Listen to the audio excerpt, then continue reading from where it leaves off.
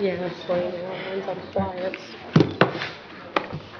I am an old farmer. You can rob a bank with that. That's a great man. Got around It's your big enough.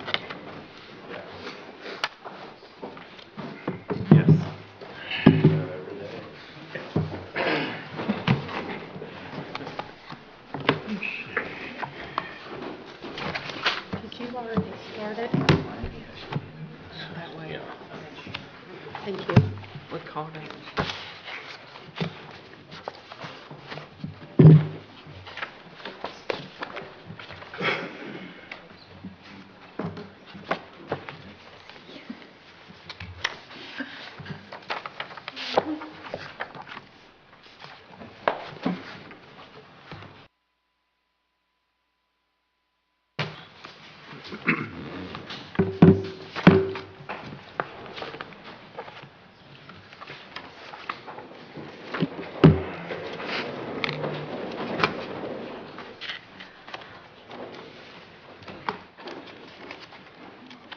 I would raise my seat up, but I might get shot. I couldn't around so I could duck. I understand. Yeah, thank yours. He's got mine. I'll give you yours. She had something this morning. I just got one. It looks like a roll.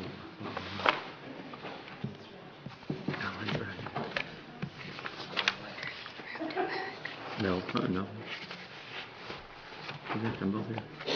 Yeah, it's them. I mean,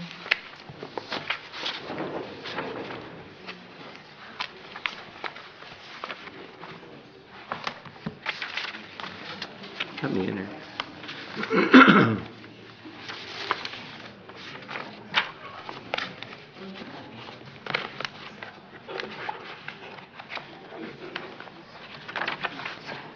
yeah. Really?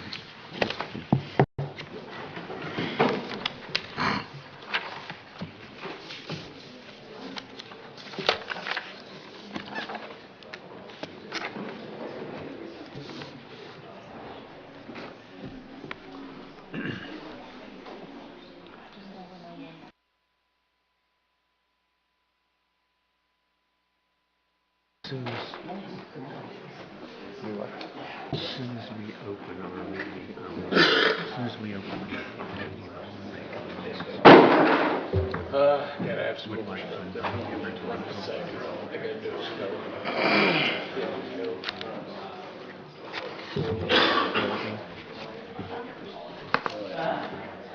do that. Yep. Right after we open. It's a surprise. Seconds. Tell me that.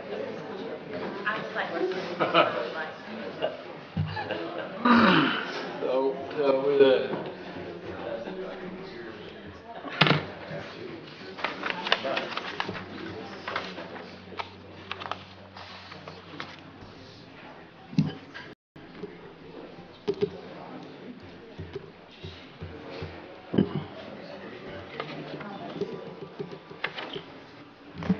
All right, good morning. I'm going to call the Washington County Council meeting to order.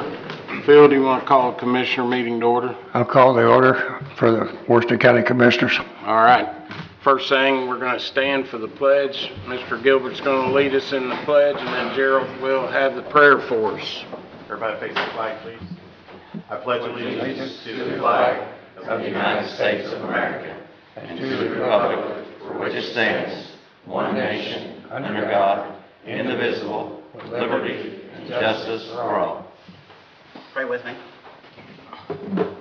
Our most kind and gracious Father in heaven, we approach thy throne of grace and we give thee the honor and the glory which is so deserving.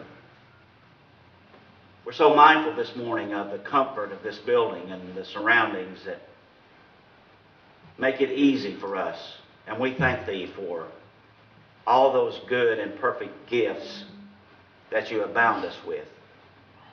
We especially ask for relief this morning from the rain. Thy will be done in all things. We pray, Father, that you be with us as leaders of the community.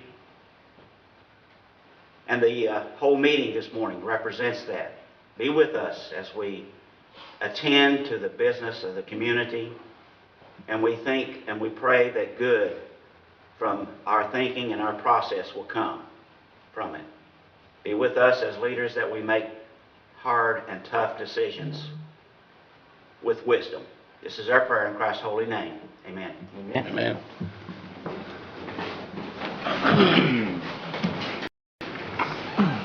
All right, good morning once again. As we get started here, first things, items for consideration. Approval of the meeting minutes from March the 3rd, 2025. I need a motion. I'll make the motion. We accept them as Okay, given. motion made by Preston, second by Andrew. All those in favor, right hand. Thank you. Passes unanimous. All right, next up on the agenda, Commissioner Ewan and Dave Umpleby from, Dave's here, yeah. Didn't see you. Good morning, Dave. Here, come forward and sit in the hot seat there. Before. Just warmed up with that. Oh, okay.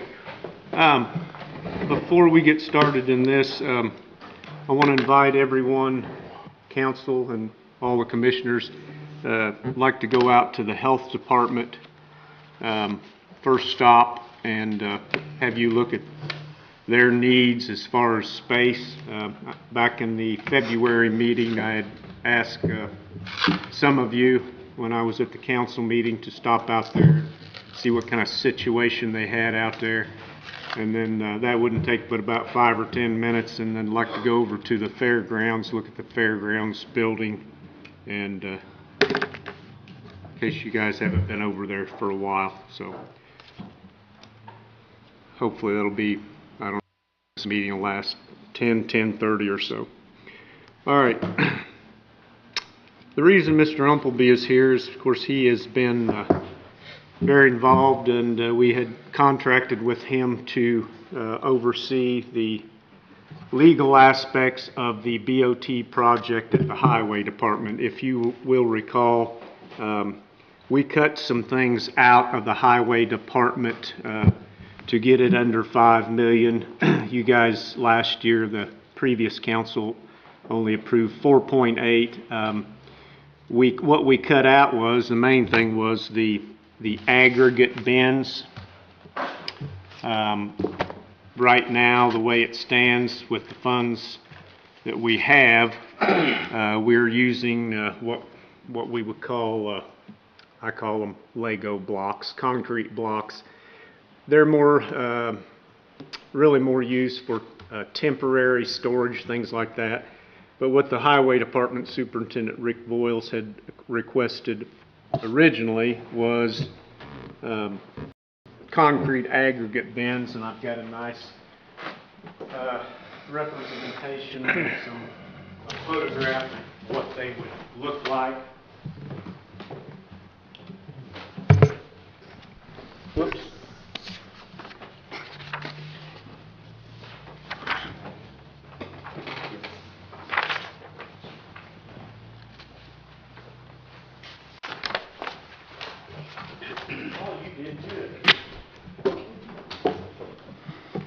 Okay.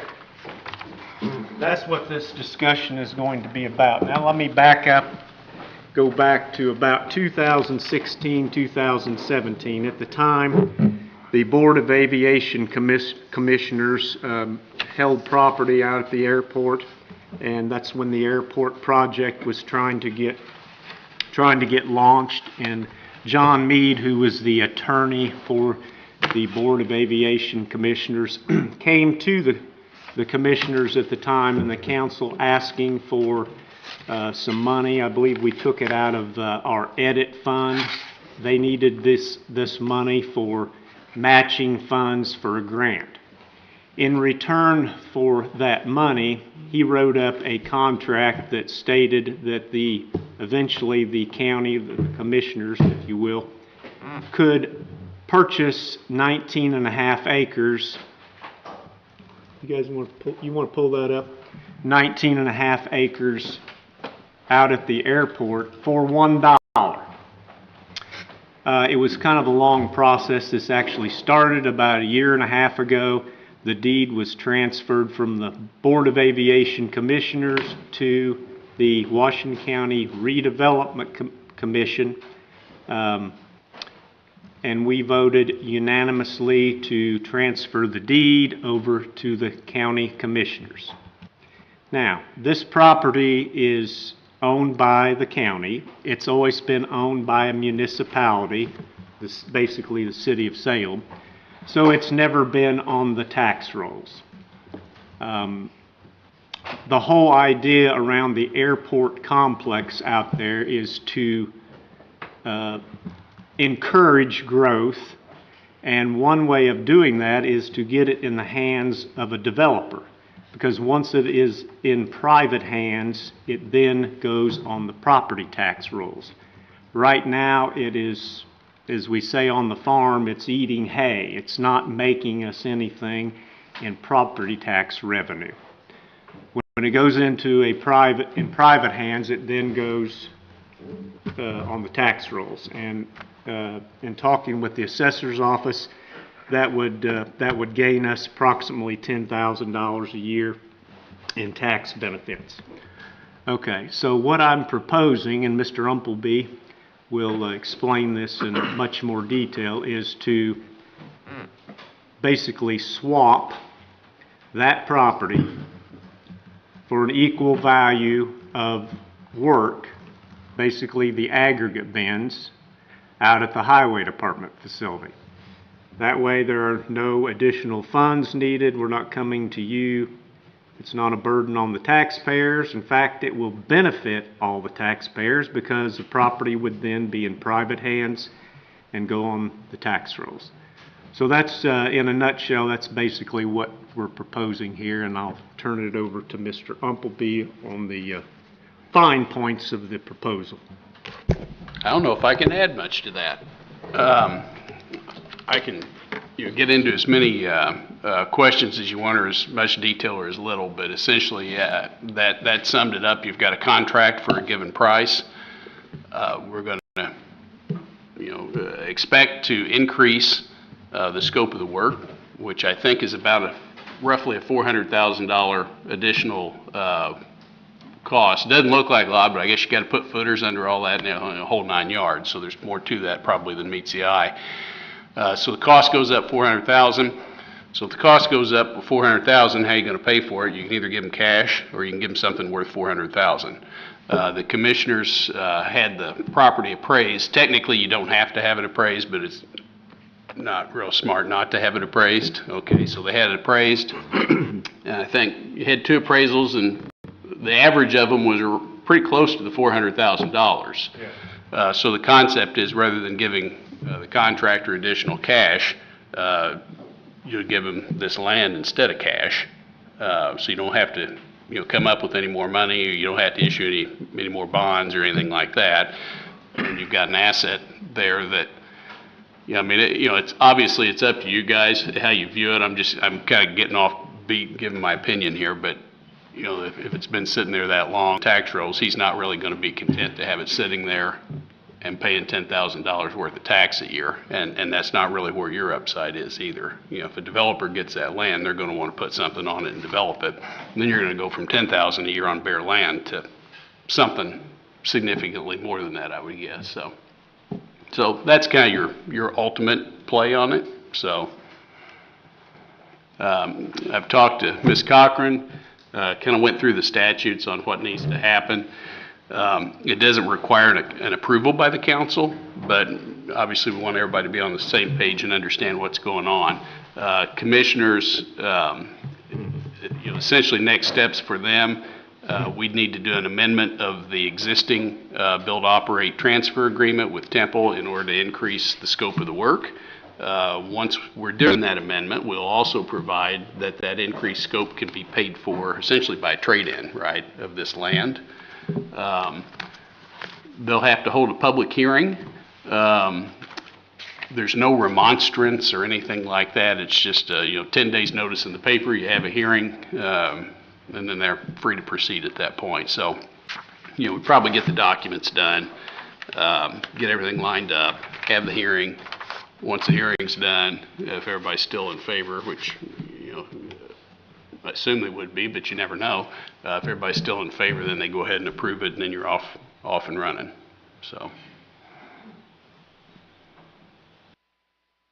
Mr. President, I said I wasn't going to add anything to that, and I went on, so. Yes, sir. I'd like to add to it a little bit here. I think that I understand that we've got a R2O grant that's from 23 or something like that, maybe 24. That's taking water and sewer all the way out to the airport through that property, so that's gonna make it worth more money. So I don't know, I'm kind of in the air about this, I don't know. I think it'd make it worth more and it'd be, we would get more tax dollars if water and sewer is through it, so I don't know. That's my opinion. Well, unless there's and correct me if I'm wrong, Alyssa, but unless there's a sale of that property, it's not really something where the council has to approve. So they tried to sell it. Yeah, in this situation, it's not something that we have to vote on. Am I correct in that? Correct. And just because there are new council members, I will remind everyone that we have a waiver of conflict because our firm did represent Temple in this transaction. So that waiver of conflict of interest is already in place for everyone involved. And that was a transaction that I personally was not involved in. That's part of the agreement of the waiver, is that that was handled by different attorneys in our firm. And I have no involvement with the Temple transaction. But from a statutory perspective, Mr. Umpleby and I did talk about which specific Indiana code provisions this transaction would happen under, and it is a transfer of property. And so the approval process for this type of contract, the disposal of the property is approved by the commissioners. There is a provision that the county has to approve sales of property over a certain dollar amount, but because the transaction is not a sale, because of how it's structured, it doesn't require approval of the council. And if anyone would like to see the code sections or have further explanation on that, I can provide it to you. If that's the case, we're just wasting our time even bringing it to the council then. If we're not. I just want You know. to make you guys aware of it. That was my main point, so I didn't want anyone to accuse the commissioners of doing something that the council wasn't aware of, so that's really the gist of it.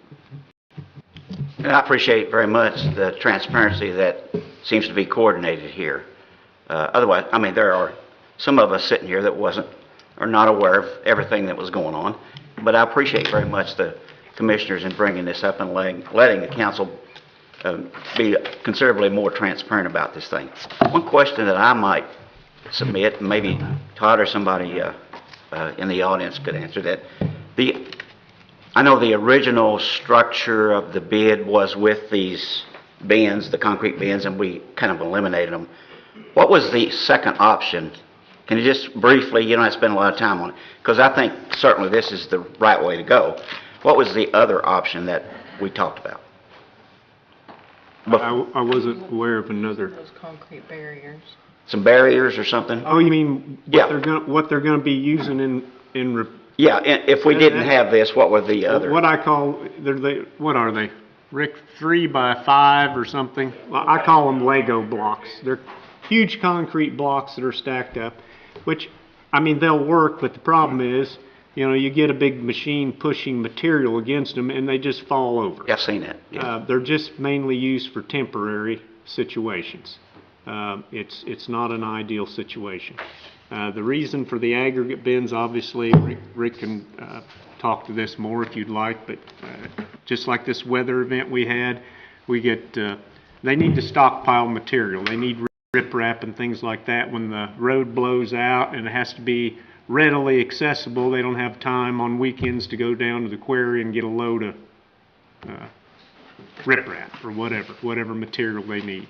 So if you look at any highway department facility anywhere across the United States, they've got these. And in a perfect world, I wish we had them up there, but in the current location, but you know, it's just not feasible because there's not enough room. Yeah. Well, thank you. Thank you. That's very good. Okay. This also will allow Rick to purchase materials at a savings, and he can stockpile those materials in the permanent bins, which is not something we're able to do currently because we don't have this process. Correct, Rick? Yeah, it's not really a matter of if we need them. I mean, they have to be there. It's whether or not we can do the concrete or the barricades. That's kind of where we're at. Right. Any other questions for Dave or Todd? I guess I'm confused because the original Graber quotes that we had where we were getting all these material from, as well as these from Mr. Temple, state aggregate buildings in there at the 4.8. So I guess I'm confused as to why, kind of with Preston here, why are we asking for more money when this was, to the council's or to my mind, was already included in the original scope of the project anyway? It was not. The permanent structure was not in that bid. That was something that was cut out to lower. The original bid was 5.2, I think. 2. Yep. And then that was something we cut out to keep it under 5. the scope of the project at the time. So these were, the permanent structures for these aggregate bins were not in the original approval. Yeah. I'm not trying to be argumentative, but we have Graber quotes here, and they're part of them, and it's at 4.8. That's all I'm going to say. So that's the way I understood it too. Everything was included at 4.8. You should be able to build, wow, monsters. But your information's incorrect. The last time I looked, numbers didn't lie.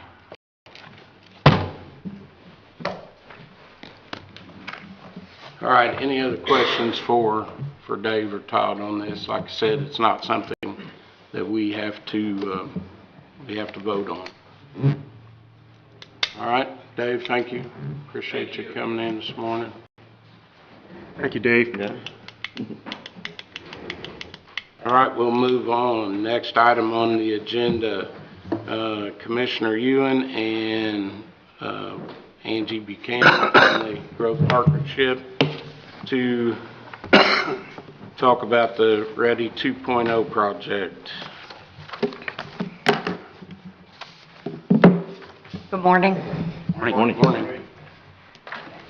And I'm happy to begin. I believe it was the February meeting that Mr. Ewan had requested of the council that they consider keeping some of the bond funds. So we knew that we had a bond that was kind of up for renewal, and utilizing some of those funds from that bond, setting them aside as being able to show those as a level of match for our Ready 2.0 project that the state has approved for us to move forward with. Although the state is not going to hold us to a one-for-one match with that Ready 2 funding, they do like to see that there is some level of match. And so Mr. Ewan had requested in the February meeting that some of the funds for that bond that was coming due be set aside to be able to be used for those match funds, and that, you know, the remainder of that would be reinvested. And so I am here right now to answer additional questions that the council may have in regards to Ready 2.0, our request for these funds that we can show as match dollars for that. I will just kind of set the stage with letting everybody know that with Ready 2, when those applications were first requested, so we found out in probably 22 that there was going to be a Ready 2.0. Then in 23, there was an application sent out by River Hills and the RDA saying, you know, for any county within our 5-county region that would like to put in a request for potential projects, they may do so. The timeline, I believe, was September of '23, that those kind of initial proposals were due into the RDA. And so both county and the city of Salem were able to submit projects, as well as we had water companies, independent developers, etc. So those initial proposals were sent in September. Then in February of '24, the RDA made the decision to make a trip to every county for all of the projects that were submitted. And so we had an opportunity at a public meeting in February kind of share our proposals so they could get a better feel for versus just reading a small paragraph on a piece of paper.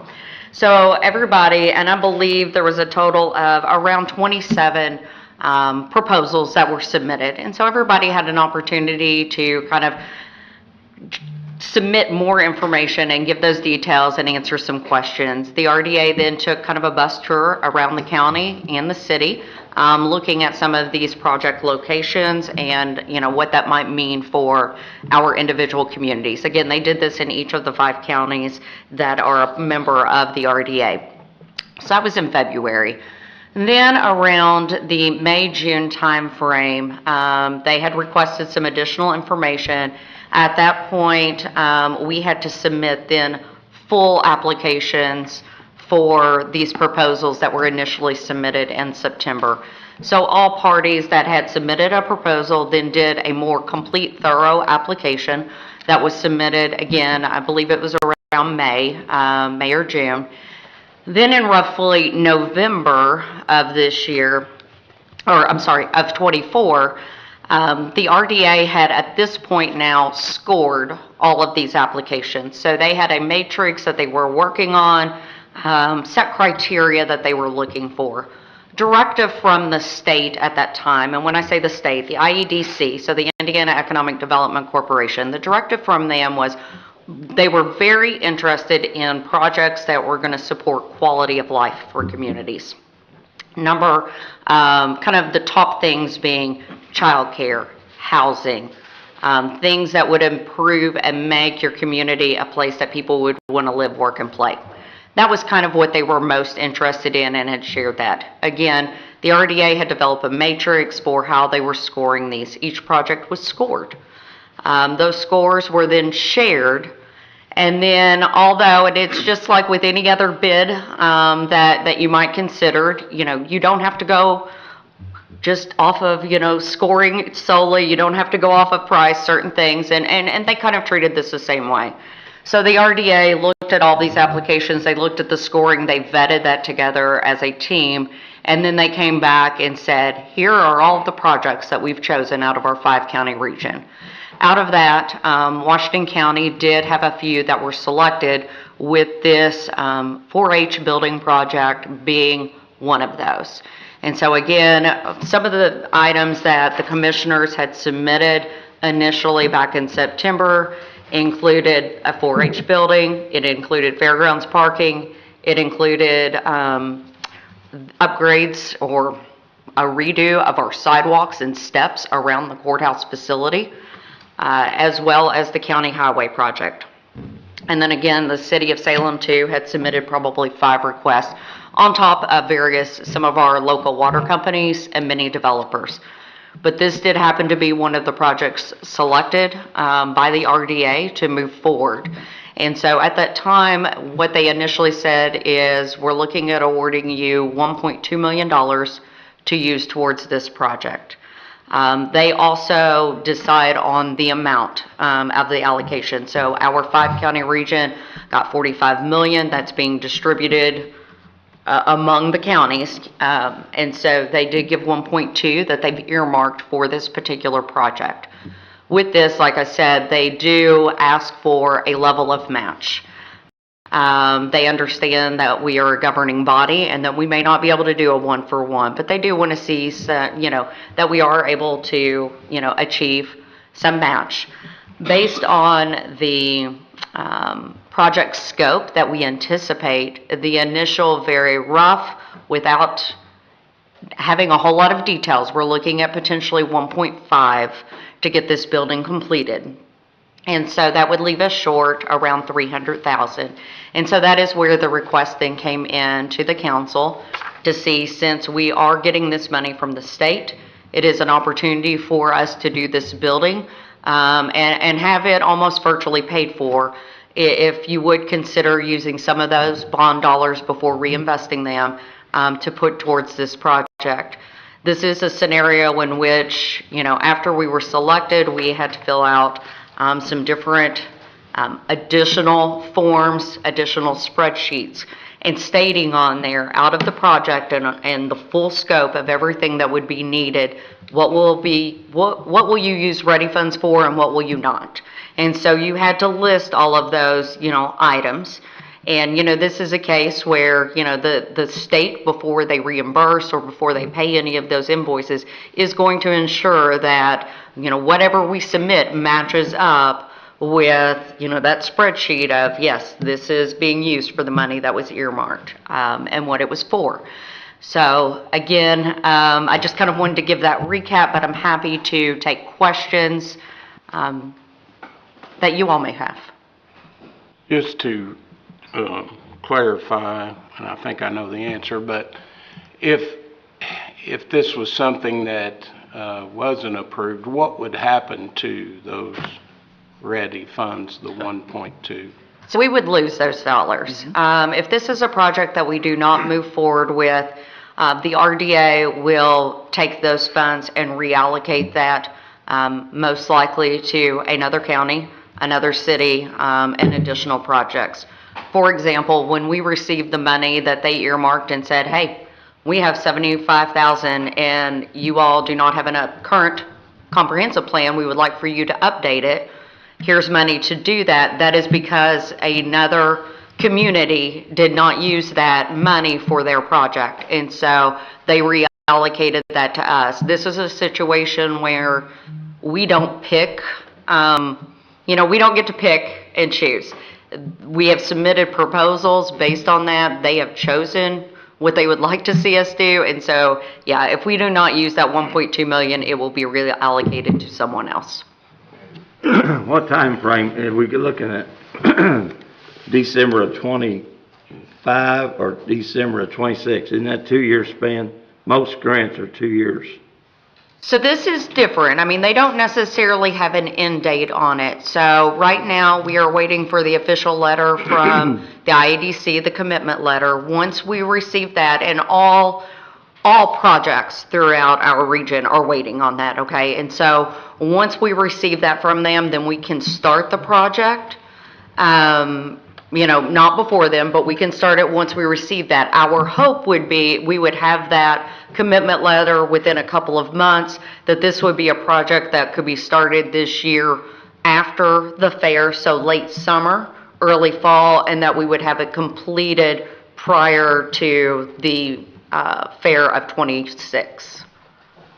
So when will this grant run out? That's my question. They don't have a date on there in which it runs out. I mean, they're still paying on Ready One funds right now. And so that has been ongoing for about 4 years. They had to be at 65% of Ready One funds paid out before they would start distribution on Ready Two. And just 2 weeks ago, they hit that 65% mark. So we are okay now for our region to start getting those Ready 2.0 funds. But I mean, what this requires all along is every month, for example, as being the project lead on this, every month I have to submit an update to the RDA and kind of letting them know, here's what's completed so far this month with this project, here's where we are we running into any obstacles, any challenges, and kind of keeping them apprised of everything along the way. So that is something that they require of us on a monthly basis until the project closes out. Okay, and also my question is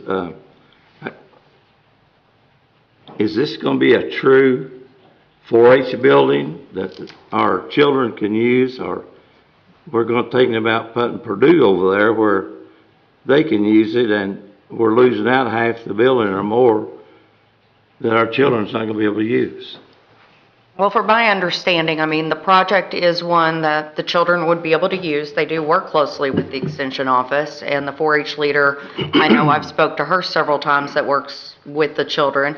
I think from the standpoint, and just my own experience having, my kids in it years ago, from what I understand, the Extension office team is up at the 4-H building quite a bit. They're constantly having to transport all the items for programming for our 4-Hers, for our children, and, they're kind of running out of space, but this would also afford them the opportunity to have everything right where they need it, when they need it, for all the programs for the children versus kind of driving back and forth and trying to transport. Well, they could store it over there rather than having offices, I think. But anyway, we've got a lot more problems over there than putting up a building right now that we need to get fixed before we put a building up.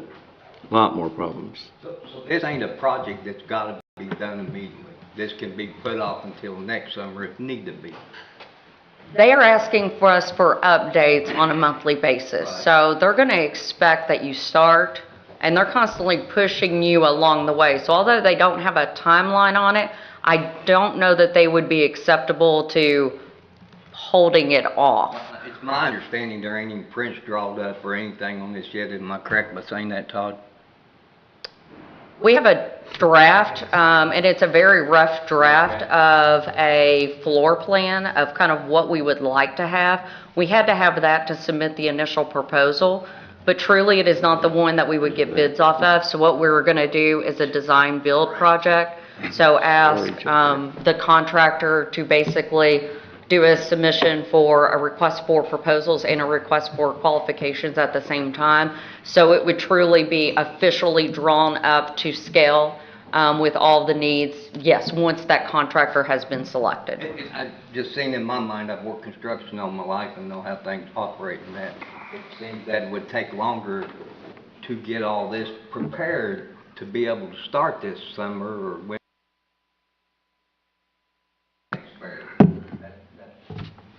I stand, the time frame and all that. Well, and that's one thing I will say, when we do the request for qualifications and the request for proposals, ideally we'd like to have roughly 5 bids in. I mean, truthfully. We'd like to have those in to see, and one thing with looking at the qualifications is knowing that whatever contractor is selected has done projects similar to this before and can meet, this kind of timeline.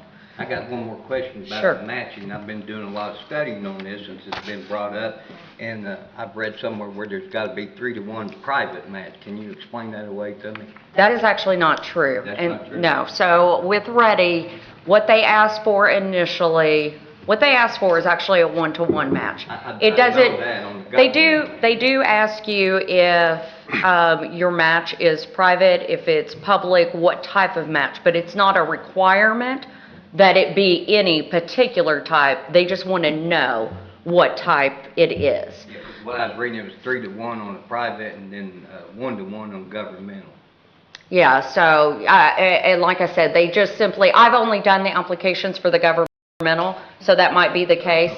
But yes, it was the 1-for-1. We did ask them, we said, hey, we're not going to have a 1-for-1 match. And they said, truly, what we're looking for is overall, when we do the math for our 5-county region, it kind of equals out to a majority, it ends up being kind of 1-to-1. They were going to be okay with us not having a true 1-to-1 match. And given the fact that the state has agreed to give us 1.2, that we will quite frankly lose if we don't move forward with this project. This isn't money that we have in our coffers.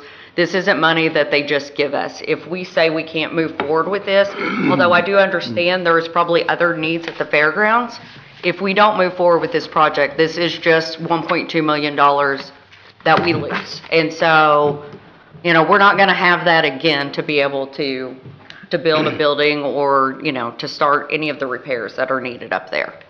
I have a question. Are you done? Sorry. Yeah, go right Yeah, I ahead. didn't. So, and I understand the importance of taking advantage of these types of projects. So I understand that. And I think people have asked it different ways, but maybe this is a repetitive question for me, who's new and slow here, okay? When you talk about our matching funds, and you say there's no end date or they want monthly updates, at what point do we have to absolutely commit these matching funds or we lose the money? I guess that's my question. Right now.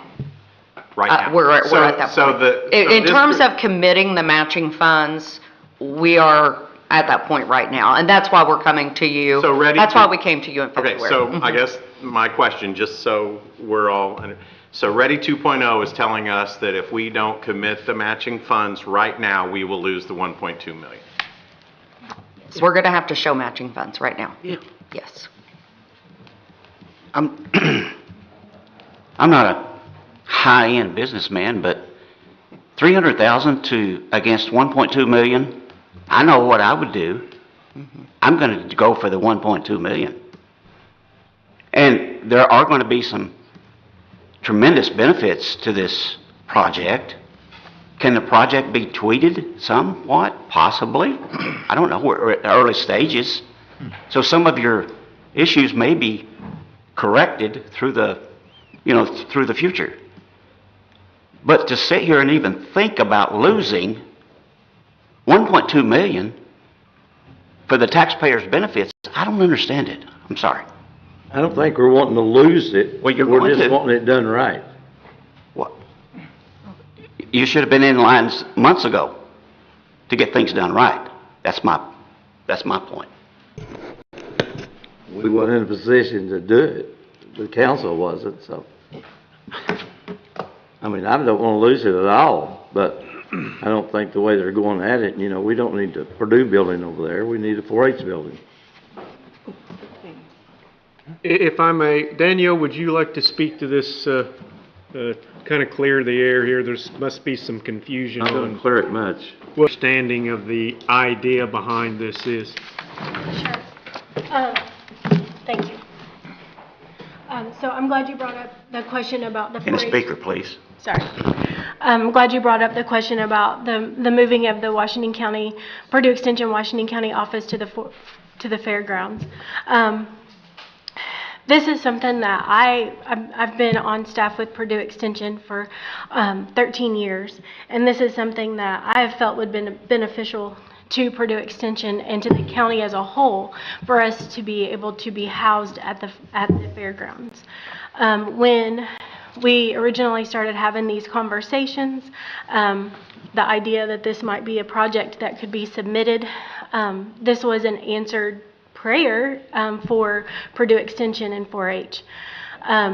We understood that that this building would need to meet the basic footprint of the current 4-H building, and so when we were thinking about this and drawing up this floor plan that we've had in our minds for a long time, we understood that we didn't want to take away anything from where the youth have already, the amount of space that the youth already have. And so I understand when we have contractors and things like this, the idea that we have does not always come about.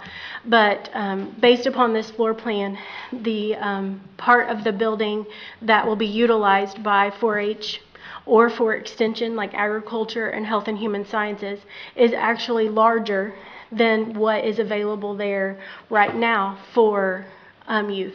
We're reconfiguring the building. There is a lot of current wasted space in that building, and so that's not something that I know how to share with you guys about that, but the offices being there will be a huge benefit to not only the fair but to that building in general.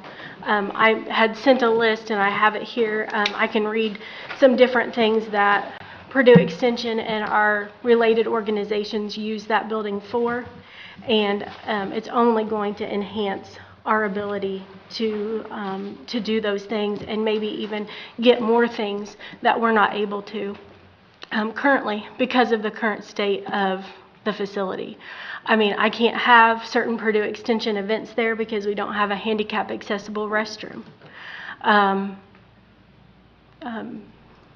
Yes, I'm sorry. I'm sorry. I know, I'm sorry. I'm trying to come up with all the things I want to say. So when you say reconfiguring, so there'll actually be similar or more actual exhibit space with this new building? Is that what? Yes. Yes.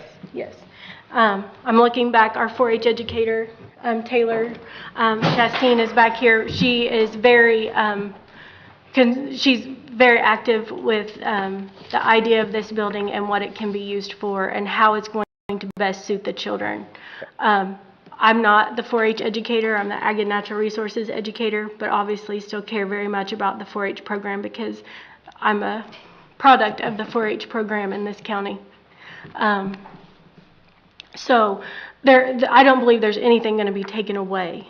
It's only going to enhance our ability to be able to provide better. That's the reason I'm asking the questions I'm asking is I want everybody to truly get an understanding of what truly the facility is going to be used for and what it's going to look like. So everybody can understand and our taxpayers that are out there that may watch this or hear it, I want accurate information. So that's why I was asking. So thank you. One of the other things I want to bring up is that our current building, we have youth that are there all day that are doing different things that need to change clothes, may need to shower, those kinds of things. And right now our building is not suitable for that. We have those things occurring in bathrooms that are open to the public. And I don't know about any of you, but if I had a child, I'd be very concerned about that. This new building will have individual areas for youth to be able to do that. We also have those places for nursing mothers. We have a lot of families that utilize this, and those families are all very different. And so we have that ability. We also have, with us having our building there, we're not going to be renting equipment for the fair. I mean, it's going to be, I can't explain to you how much better this is going to be for Purdue Extension and all of the groups that we work with. Thank you for asking. Is there a copy of the rough drawing of the building so everybody knows what they're voting for? I think I showed you this about I did have a floor plan. 2 months ago. I don't think everybody had been privy to see this though. So that way they know what they're voting for or against. And again,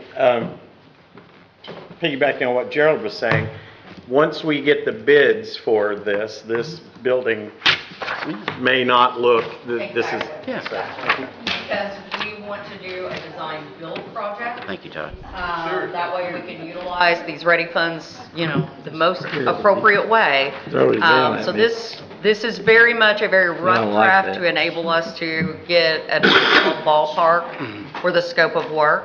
But yes, this will be redrawn by whoever is selected based on the bidding process.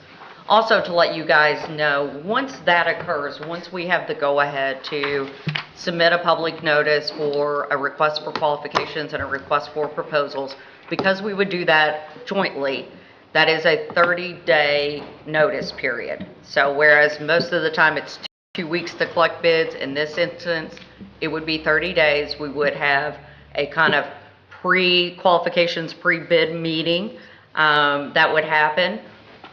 But they would have 30 days, they would be sealed bids. We would have 3 council members as a part of the technical review committee that's required by state code. Myself, Mr. Ewan, and then we have hired and talked to HWC, which is an engineering firm. So they are assisting us. All of us, we will develop a matrix as well. And so we will have a scoring matrix. And every person on that technical review committee will look at each proposal, score that. HWC will then review how we've scored it. It will be combined. And so then the technical review committee, based on the scoring, will make a recommendation to the commissioners for a final approval before moving forward with anybody. One thing I would like to say is I think there's been some misinformation too about this building just being used 1 week out of the year. That is not the case. I live right across from the fairgrounds. There are constantly something going on up there. Seems like, every weekend, and I think Taylor can testify to that there's constantly a cattle show, a sheep show, a hog show, whatever.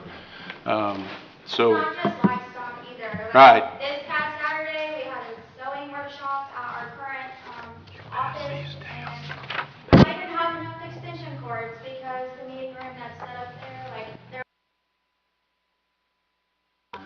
have that workshop there, it was kind of inconvenient, but we still put it on. I had a member from kindergarten through 11th grade there at the sewing workshop, so just being able to have a place where we have adequate outlets, and we're able to, I don't know, just have better space to be able to provide quality programs. So it's a lot more than just livestock too, so And we're not able to currently use the 4-H building all year, Right. right? Yeah. And so, I know we all care about the children, and that's what this is about, for sure. But there are a lot of adults that also use Purdue Extension programs to gain knowledge about their health, their culture, their jobs, those kinds of things. So how much of this space we're anticipating to be able to generate extra income for the county for the space to be used for public meetings, stuff like that? Did I understand that correctly? Todd, somebody can answer that? Yeah, there's this building is really just the right size. We don't have a whole lot of places that rent out facilities. We have a very large facility that's very nice and beautiful out at Cornerstone Hall, and it's very accommodating for large numbers of people, but it's being big, it's several $1,000s per event. This is kind of in between. It's large enough that it would accommodate, wedding receptions, but yet small enough that, we're not going to charge an arm and a leg for people to rent this. So the idea is that the rental income that's received from this will go toward paying the utilities. At a very rough estimate, we would have a little over 5,000, potentially more if you count the kitchen, that people would be able to utilize for event space, that sort of thing, if they were renting. That would be outside of the offices. So I've been to several 4-H fairgrounds around the state. My kids show cattle and stuff, but there are several fairgrounds that house the extension offices there. It's kind of a common practice. It didn't used to be, but moving forward, I think it is definitely the way to go. Like I said, the amount of time that they spend there. If you've been to the county building right now, if you've been in the health department, they are out of space. They are double booked in there, and they definitely need more space. I'm with these gentlemen that spending $300,000 to get $1.2 million, to me is crazy not to do that. And then this space that we will have available, this is a county building. This can be used for several different organizations. I was formerly on the Soil and Water Board. We used to have to rent other facilities to host meetings of this size. We will be able to do that at no cost in the county building. And then there are several other organizations that can do that as well. Cornerstone is actually in the process of being sold as well. I don't know if that's totally public knowledge, and is going to be reconfigured and used for other purposes. So in my opinion, this is something that the community needs. Any other questions for Angie or Danielle? I'm sorry, Yes. I have No, one you're more. Sorry. So let's talk about long-term maintenance of the building. How does that look, and what's going to be the cost to taxpayers that way too? Well, and I'm going to let Todd speak to this one a little bit. In terms of maintenance, I know the extension office, their plan is to help kind of maintain that. In terms of an actual cost, I don't know that has truly, just to be honest, has been vetted. Honestly, at this point, there's a big difference, in my opinion, in having an office in there where that building is in use all of the time. You have people utilizing it, maintaining it, heat's on appropriately, to take care of it. And so all of those things, you know, when you have a building setting over the winter months, it kind of deteriorates it a little bit, quite frankly. And so having, you know, a constant presence in there, I think is going to be very, very beneficial for just being able to upkeep of the office in general. But I'll let Mr. Ewan speak to. Yeah, of course, obviously being a new building, you know, it's not going to require, you know, any maintenance as such for hopefully several years.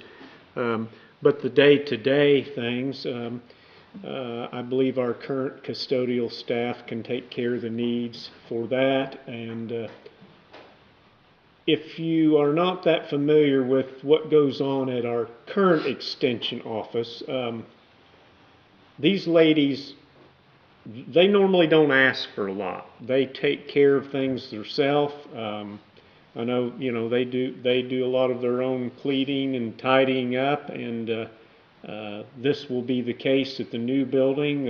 You know, naturally they're going to be taking pride in this new building because they're grateful for us to have it, and I have all the confidence in the world that they're going to take care of it, just like if it was their own.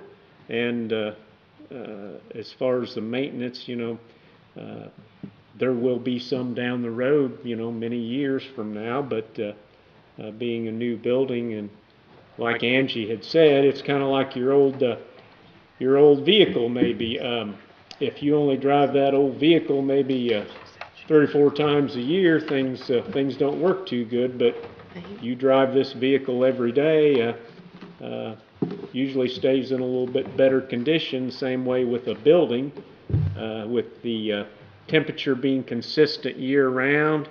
You know, I know Randy Lee has asked me many times, you know, why can't we leave the heat on year round? Well, problem was because the gas bill was much more than what the rental fees were going to be in coming in. Of course, that won't be the case with this new building because, you know, it'll be a consistent temperature, and it just works better for moisture issues and just general maintenance altogether. So I think it's just going to be All right. a better situation. Thank you.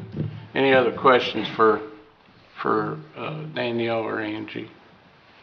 Yes. I guess my question is, when did this floor plan change? Because at the last meeting, we were told the office space was only going to be 1/3 of the building, and this looks like half.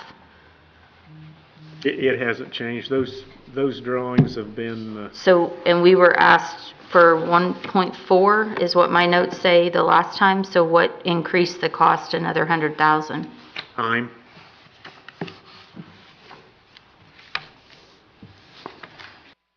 All right, any other questions for Danielle or Angie? If not, thank you, ladies, appreciate it. I would entertain a motion for an approval to move forward with this project from Ready 2.0. Like I said, it'll be a $1.2 million project that will get to Ready funds, a matching of about $300,000. So that's what we're looking for. Do you think it would be beneficial for maybe everybody to go out to the health space issues, the extension office, and maybe even meet up at the current 4-H building? That's the plan. As soon as this meeting's over, anyone who would like to check it out.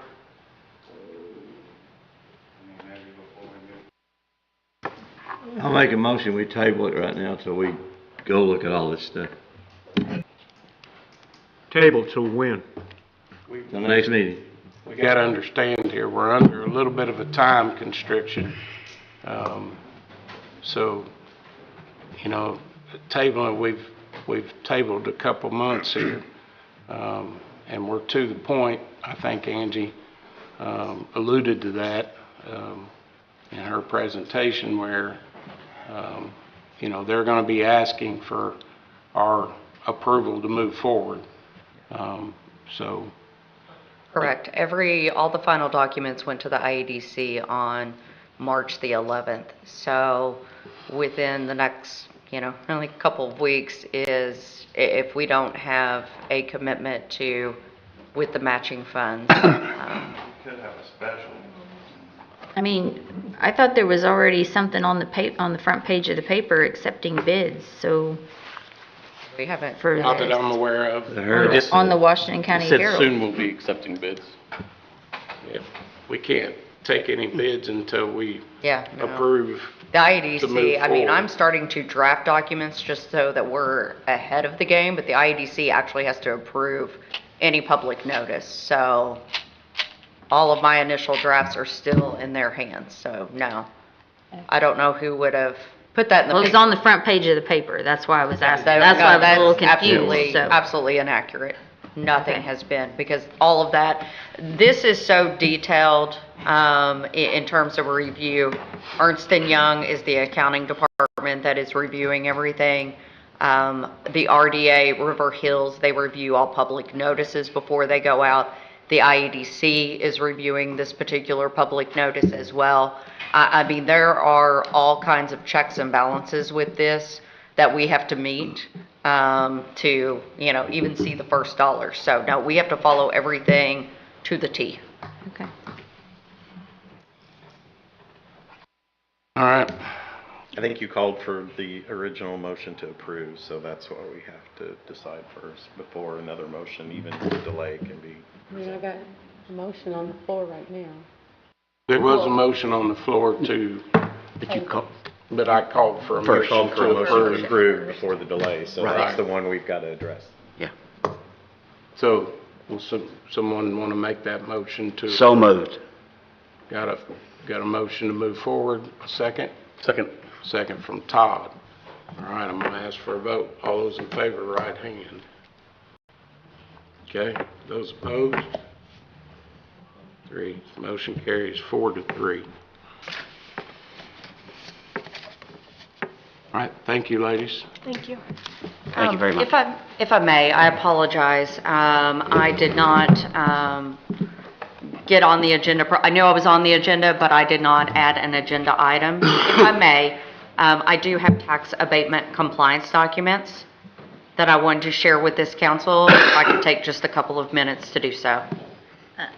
Angie, I think that we'll have to, because they didn't have any of the material ahead of time and it wasn't on the agenda. Okay. So I don't know that they can make any. We'll need to do it in May. on those. Okay, Yeah, if okay. you can come back in May. I will do that then in May. That would be Okay. the process. You might get that information out Okay. to the auditor's office, and then they can send it out in I will do email that. form. Okay, perfect. Thank you. Thank you. Thank you. Appreciate it. All right, moving forward, next on the agenda, Kelly Sargent is here from Dispatch. Mr. Sheriff Brent Miller with him, I believe. Morning, gentlemen. Morning. How's everybody doing today? Wonderful. Good. Good.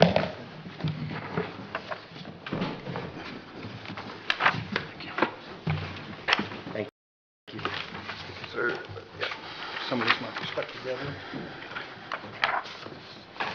Thank you, sir.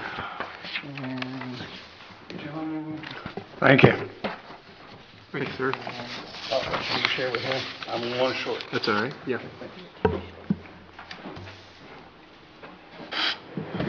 Ladies and gentlemen, thank you for giving me audience today. What I am submitting for your consideration and hopeful approval today is for reclassification for 2 of our dispatch positions to shift lead positions.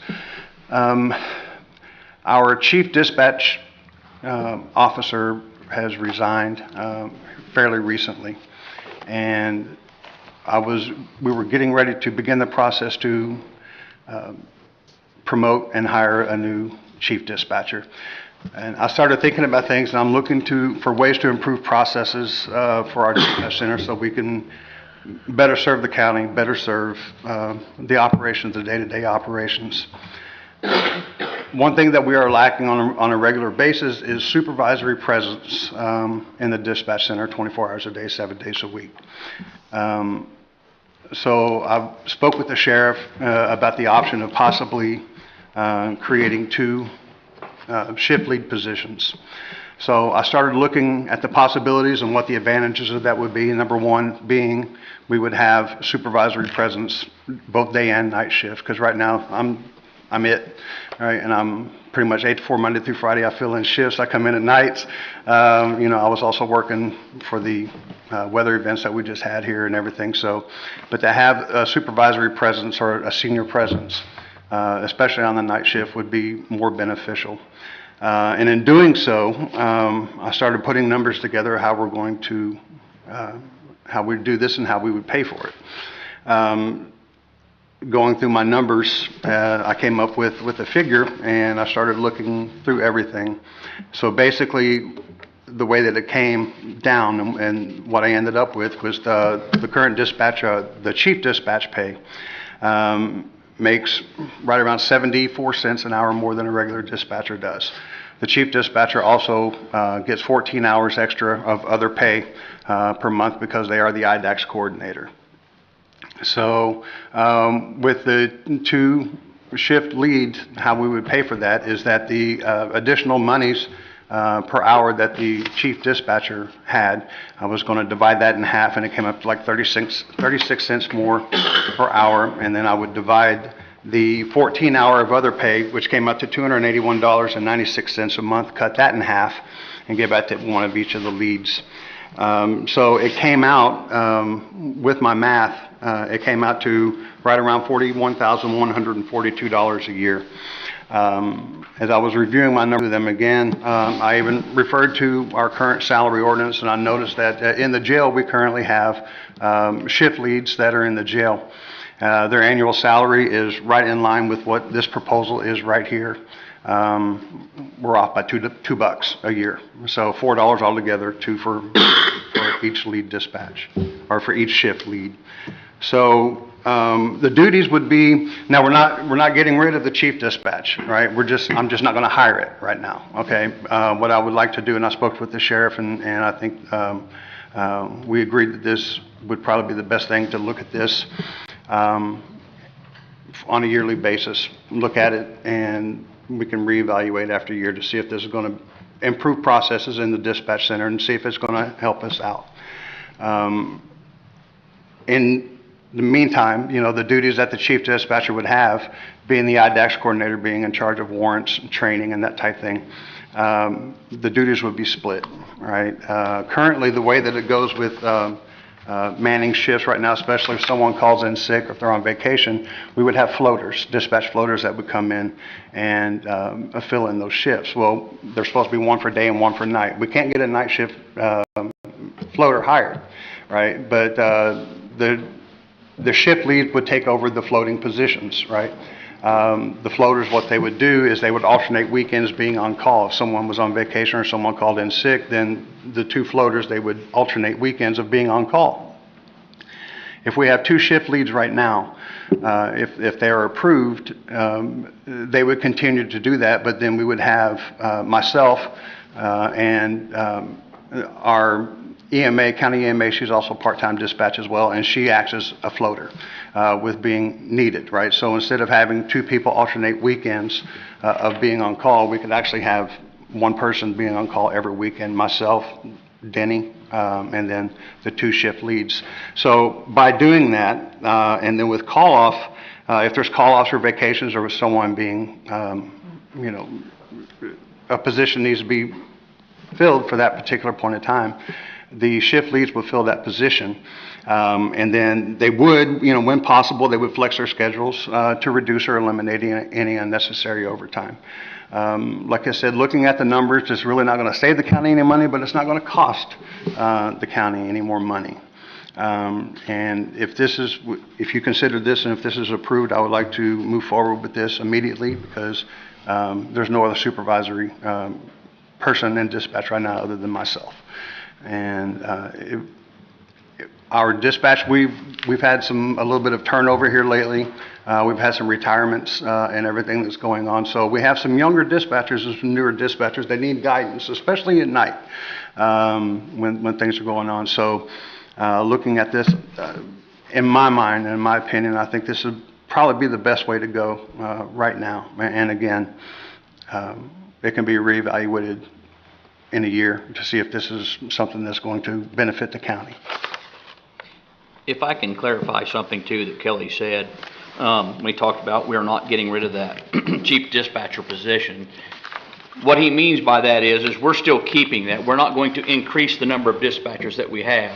We're going to maintain the same number. It's just that we're taking that money off the top of that titled position, and we're going to split that between 2 shift leads, and then that position will be maintained as a dispatcher position. So we're not adding an additional person, and we're not taking away. We're just going to keep that as a regular dispatch position, if that makes sense. That's why it's here. Sounds like a well thought out process to me. I appreciate it's a win-win so Yeah. that we can have that. Have you been able to fill the dispatch positions? Still No, not? sir, we haven't. I mean, it's been very difficult.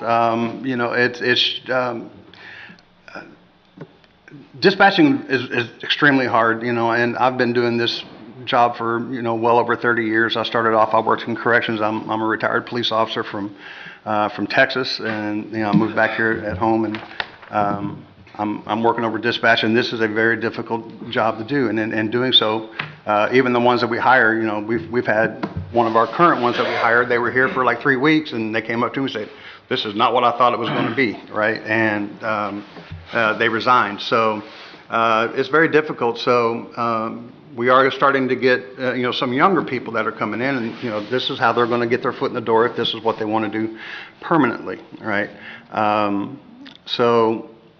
And we've been fortunate because we do have some young ones that have stayed, but right now our average experience level is less than 5 years for a dispatcher. So this would be another way, an advantage, because there's really not much room for upward mobility in that particular environment. This would be a way to create, an opportunity for people to advance, as small as it may be, but it does give them an opportunity to move up. I'm like you, I think it's a good idea. Any other questions for Kelly or Sheriff Miller on this? Do you have someone in mind for this shift lead already, or? If this is approved, we are going to begin our promotional process immediately. We will ask for, from current dispatchers or, people who are interested to submit resumes. We will go through a hiring process. When our chief dispatcher was promoted, we went through a board process, and we're going to start that immediately and get it filled as soon as possible. Appreciate you guys trying to use existing funds and manage to move things around to save the county money. We're trying. I appreciate that, thank you. Yeah, I'd spoke with Kelly and Brent about this back about a month ago, and that's why I asked them to come to the meeting to put the information out there so you could see the figures. It looks like everything's more of a lateral move. It's not much of an increase, but as we normally do, I wanted those figures to be available to you before we made a decision. So, my thoughts are, as we've done in the past, now that we've got the information, we can go over that with our payroll people, make sure we're good there, and then hopefully at the next month's meeting, then we can make a decision to approve. But I wanted you to have that information and them to make the presentation before we did that. So if it's okay, my thoughts are to table until next meeting, then we'll come back and address it. Can't prove it this one. We normally wait. I want to get with our payroll people and make sure everything is kosher there so that everybody's on the same page with that. And real quick, I want to thank you for your due diligence. Like, this can impact turnover and training in your facility. So I think that's always a good thing, looking out for the taxpayers as well. So thank you for that. Thank you. Thanks, guys. Thank you, guys. Appreciate it. Thank you very much. Appreciate it. We'll get back to you here. Thank you. All right. So moving forward, I think the next on our agenda, we had some additional appropriations. Michelle, you want to go over those? It was the ones that was brought before you last meeting, the highway department, 50,000 overtime, 200,000 for the opioid restricted, and 100,000 for the opioid unrestricted.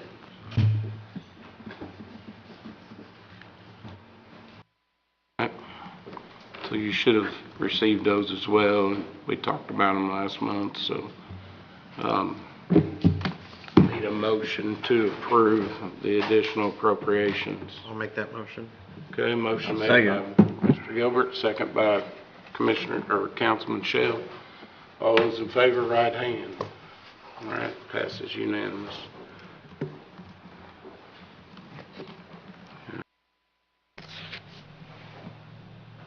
All right, next up, reports, department heads. Rick, you got anything for us this morning? Now, as you know, Mother Nature has not been too kind to us this year. Hopefully this is the last time I'll have to do an appropriation for overtime funds. I got you. Appreciate all your hard work. You guys have been running through the mill here in 2025, so hopefully, Hopefully another month will be there. the weather will settle down a little bit. All right, appreciate that. Any other, let's see, Stephanie, you back there? Yeah. You got anything this morning? Well, as you all know, I'm preparing for the election. There is no election year, so we are preparing possibly to, during states, whenever we do the whole voting system, wipe that out if the Secretary of State does get funded.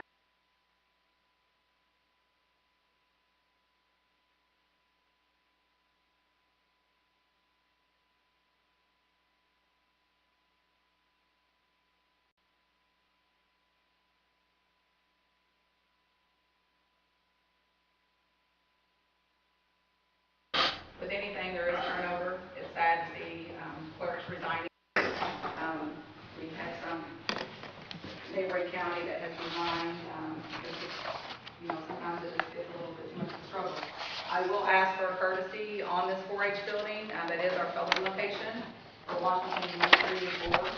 You will keep me up to date on that construction or possible floor plans if we need to move it to the armory for the next election, because there are times flying where machines have to get programs, our new voting equipment that we've had for the last several years.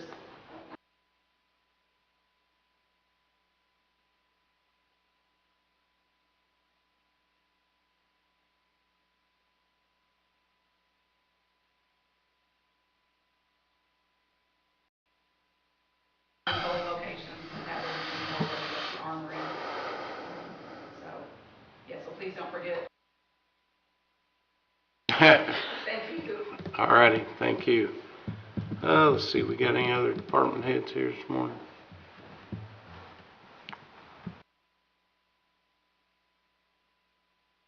All right, Alyssa, do you have anything this morning? I don't have anything. Nope. Okay. Oh, I'm sorry. Yes, I'm sorry. I'm the newly appointed CED of the Washington County office. Danielle has passed the baton to me, so I wanted to say hello to all of you and let you know that I'm there. She's leading our project on the new building.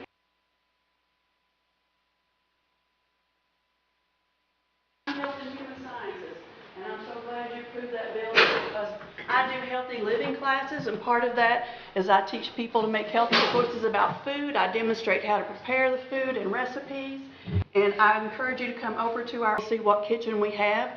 It's appropriate for a staff of like 5 or 6 people. It's not appropriate for teaching 25 people how to prepare food in a healthy manner. So I have to set up in that meeting room down the hall, and people from Hardinsburg to Campbellsburg know me. I bring the kitchen, and I do it at our office. And Taylor mentioned extension plugs. We'll wait till you start doing hot plates and frying pans that are portable. It gets kind of hairy in there. I've got to bring everything down that meeting room. I am so looking forward to this new facility because we plan to have a teaching kitchen in there.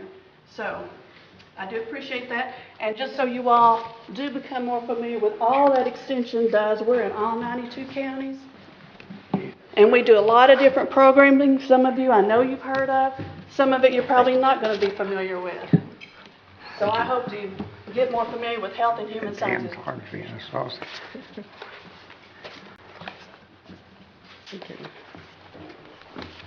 Who else needs one? these fellows, I already talk to these Thank you. all the time. Yeah. So this is a report put out by Purdue as a whole for all 92 counties. I'd like to give you all one, maybe next time, annual report of just what's going on here in Washington County, so you know how far-reaching Purdue Extension is in this county and what we're doing.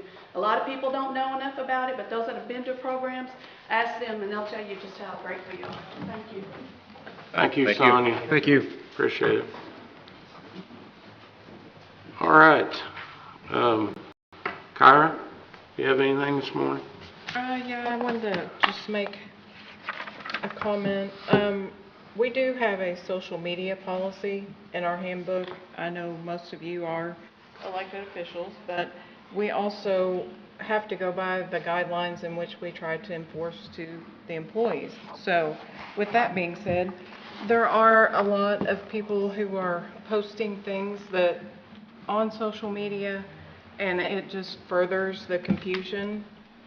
So I feel like maybe we need to read over that again and make sure that we are not posting things that we should not be commenting on in social media. Yeah, to piggyback on that a little bit, in the handbook, and I think it's under It's on page 5.7, page 63. 63, I believe, in that handbook. It does mention social media and the county policies about posting, so we need to make sure you're familiar with that. Sometimes social media, as we all know, is a great tool, but sometimes it can be a deterrent as well. So we just want to reassure everyone to go over that policy that's there in the handbook for county employees as well. So good point. Excellent point. I might add that your comments on social media never go away. They're there. So keep that in mind. All right, anything else, Kyra? Nope. Did we have anyone sign up on public comment? Nope. Okay. All right, board comments. We'll go around the room as we normally do, so, Karen, you have anything this morning? Nope. Nope. Preston? No. Good. Todd? No, sir. Andrew? Good. Brad? No. Gerald? Appreciate the transparency. That was actually a part of the meeting this morning. Thank you very much, Commissioner. Okay.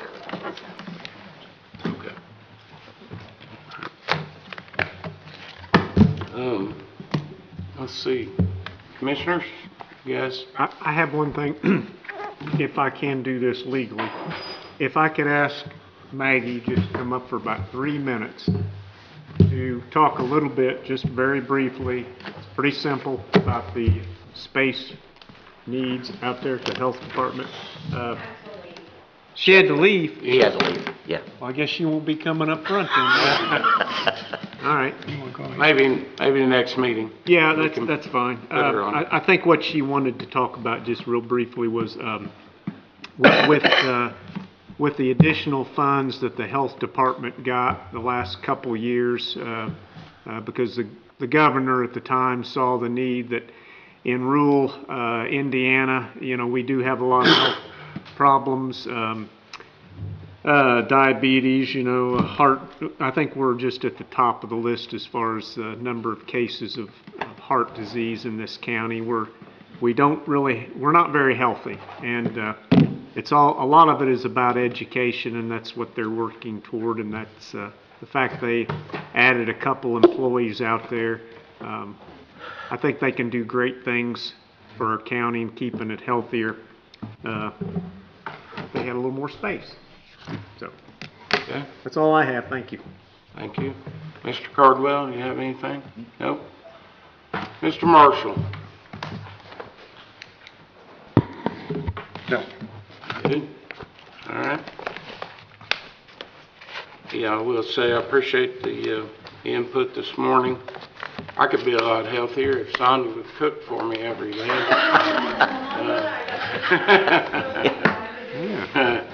If you can help my problems, then everybody be on board, I would say. And he mentioned the health department, I'm partnering with them, and they'll be giving out professional classes in the common. All right, appreciate your work, all of you. All right, if that's all there is this morning, then I will ask for a motion to adjourn. So moved. Gerald makes a motion, second by Andrew. All those in favor? Motion to adjourn, Commissioners. Commissioners? Second. Todd made a motion. Second, all in favor, say aye. Aye. Aye. We're adjourned. Thank you. Let's sign our little paper, I guess.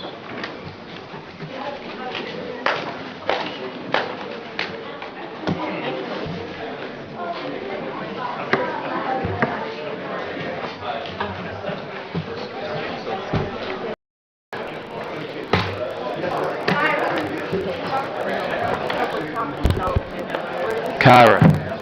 Well, typically they, Kyra. hey, that may be for Kyra.